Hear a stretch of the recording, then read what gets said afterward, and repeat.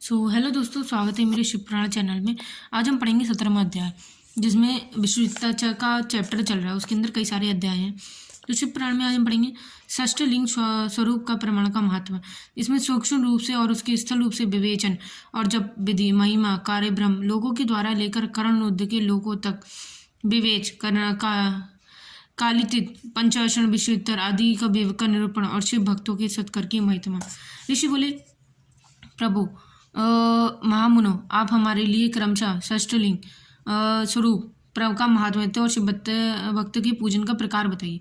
सूत जी ने कहा, महर्षियों, आप लोग तपस्या के धनी हो और आप बड़ा सुंदर प्रश्न उपस्थित किया गया, किंतु इसका ठीक ठीक प्रकार उत्तर महादेव जी जानते हैं, दूसरा कोई नहीं। तथापि भगवान शिव की कृपा से ही मैं विश्व का वर्णन करूंगा। भगवान शिव की हमारी आप लोगों की रक्षा का भार बराबर स्वयं ही ग्रहण कर लें।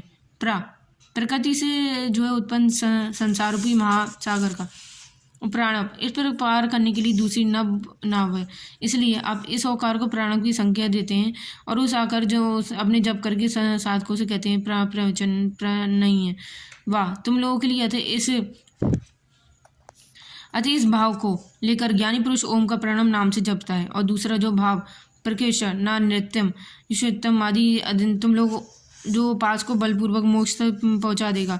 इस अभिप्रिय से जो है ऋषि मुनि प्राप्त कहते हैं, आपका जप करने वाले योगियों तथा मंत्र की पूजा करने वाले उपासक के समस्त कर्मों का नाश करने वाले ये दिव्य नूतन ज्ञान देता है। इसलिए मैं इस प्रकार का प्रणव है। और महारित मर्षक को नव अधार्थ नूतन कहते हैं। वे परमात्मा प्रकृष्ट रूप से तब स्वरूप इसलिए प्राण कहलाते हैं। इसलिए साधक को नव अर्थात नवीन कर देता है। इसलिए भी विद्वान पुरुष प्राण नाम से जानता है। अथवा प्रकृष्ट रूप से नव द्रव्यतम परमात्मा ज्ञान प्राप्त है, इसलिए वे प्रणव है। प्रणव के दो भेद होते हैं, स्थूल और सूक्ष्म। एक अक्षर रूप से ओम होता है, जो सूक्ष्म रूप से प्राप्त जानना चाहिए। ओम नमः शिवाय का मतलब 5 अक्षर वाले मंत्र को स्थूल प्राण समझना चाहिए। जैसे 5 अक्षर में व्यक्त नहीं है और वे सूक्ष्म है। जैसे 5 अक्षरों का सृष्ट है रूप से व्यक्त है, वे स्थूल है। जीवन मुक्त पुरुषों के लिए सूक्ष्म प्राणव के जाप का विद्वान है, वही आपके लिए समस्त साधनों का सार है। यही इसके लिए जीवन युक्त के लिए यदि साधना की आवश्यकता नहीं तो ये सिद्ध पुरुष है। तथापि दूसरों की दृष्टि में जब तक उसका शरीर रहता है तब तक उसके प्राण और जब सहज साधना होती रहती है।